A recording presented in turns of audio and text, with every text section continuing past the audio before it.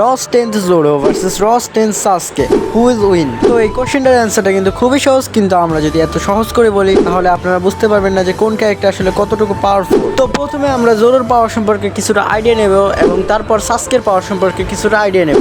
দেন আমরা বুঝতে পারবো আসলে কে কতটুকু পাওয়ারফুল। ডিউরেবিলিটি, জোরো যে কিনা শুধু র স্ট্রেংথের মাধ্যমে মিহক দ্য স্ট্রংগেস্ট সোর্সম্যানের অ্যাটাক অ্যাবজর্ব করতে পারছে, সেম টাইমে হাফ ডেড অবস্থায় আর্লং এর সাথে ফাইট করতেও গেছে, যে কিনা একলাই 100 উপরে বাউন্টি হান্টারদেরকে নকডাউন করতে পারে এবং থ্রিলার বারকে লুফির জন্য কুমার অ্যাটাক তক অ্যাবজর্ব করছে। Physical strength, Zoro maybe One Piece ওয়ার্ল্ডে প্রথম জিম র্যাট যে কিনা জিম ইকুইপমেন্ট দিয়া ওয়ার্কআউট করে, তারপর স্ট্রংগেস্ট উইন স্ল্যাশও ক্রিয়েট করতে পারে। আর যদি আমরা ফিজিকের কথা বলি, জোরোর এক আঙ্গুলের দাবায় সাসকে পিষে যাইব। ভার্সেস সাসকে ডিউরেবিলিটি, যদি আমরা র স্ট্রেংথের কথা বলি, সাসকের আসলে কোনো ডিউরেবিলিটি নাইগা। Without chakra and Rinnegan Sharingan, Sasuke আসলে একটা ময়লার ডিব্বা। Physical strength, without chakra anything. Physical স্ট্রেংথে যদি কথা বলি, কি বলবো ভাই, কি করছে ফিজিক্যাল স্ট্রেংথে, ও কারে মারছে? আসলে সাসকের পাওয়ার সিস্টেম ছাড়া কোনো ফিটসই নাই, তো বলার মতো কিছু নাই। তো র স্ট্রেংথে আমাদের ক্লিয়ার উইনার জোরো। যদি আপনাদের এই অ্যান্সারটা ভালো না লাগে তাহলে কিছু করার নাই, কারণ আপনাদের মাথায় হচ্ছে।